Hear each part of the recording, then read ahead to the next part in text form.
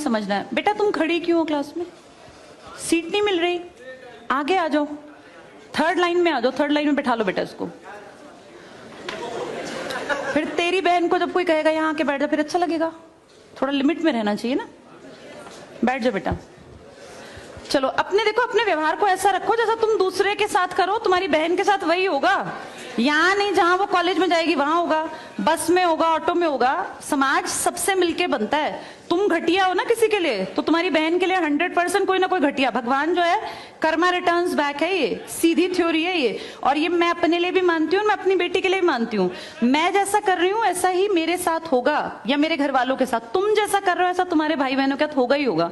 हम किसी भी बेटी के साथ गलत करेंगे ना, तो अपने आप को इसके लिए तैयार रखना कि मेरी बहन भी पढ़ने निकलेगी। आज छोटी है तो कल निकलेगी। चाचा की बेटी, मामा की बेटी, ऐसा नहीं कोई घर में रिश्ते ही ना हो, माँ भी तो होगी। जैसा तुम कर रहे हो ऐसा तुम्हारी माँ के साथ जरूर घटित हुआ होगा। अब तुम कर रहे हो, बड़े अच्छे कई एड्स हैं, उसमें एक जवान लड़का ना सीटी बजा रहा होता है, तो उसकी माँ, देखा है तुम लोगों ने वो, उसकी माँ कहती है बेटा मत कर। तुम्हारी उम्र का था वो लड़का, उसकी माँ लगा लो मेरी एज की मुझसे 2-4 साल बड़ी होगी, क्योंकि जो बच्चे 20 के हैं उनके माँ 40-45, उनकी माँ 45 साल तक की होती हैं।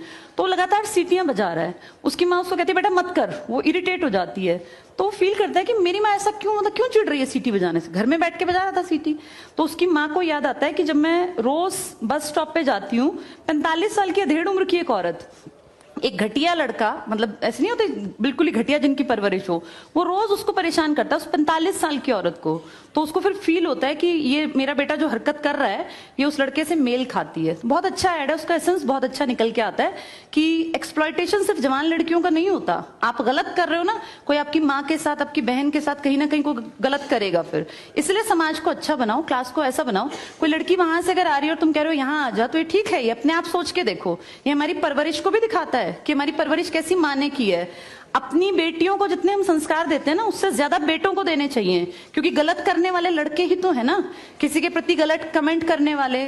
ये ठीक नहीं होता। इतने काबिल बनो कि कोई तुम्हारे साथ बैठना चाहे। तुम्हें ये कहना पड़ रहा है कि यहाँ के बैठ जाओ, तुम कोई वो छिछोरे 70-80 के दशक के लड़के थोड़ी ना हो, पढ़े लिखे 21वीं-22वीं सदी के लड़के बैठे हो, तुम कोई बच्चे नहीं हो। अब अपने व्यवहार को इतना अच्छा बनाओ, क्योंकि जब गलत बात बोलो ना तो ये सोच के बोलना कि मेरे घर में जो औरत है ना उसको ये सहना पड़ रहा है कहीं ना कहीं।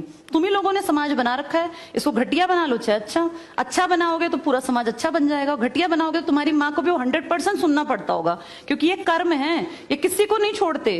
तुम सबको 4 दीवारी में नहीं रख पाओगे, तुम्हारी माँ को भी कहीं ना कहीं बाहर निकलना पड़ता है, चाहे वो मार्केट सब्जी लेने जाती हो, गांव में रहते हो तो गली में तो निकलती है ना, उसको भी सुनना पड़ता होगा, क्योंकि समाज बनाने वाले तुम ही लोग हो।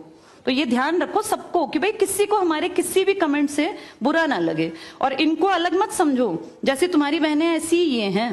पसंद आना कोई अलग बात होती है, पर व्यवहार अच्छा रखना चाहिए। तुम्हारी परवरिश अच्छी माने की है, कम से कम ये दिखा के चलना। चलो ये टॉपिक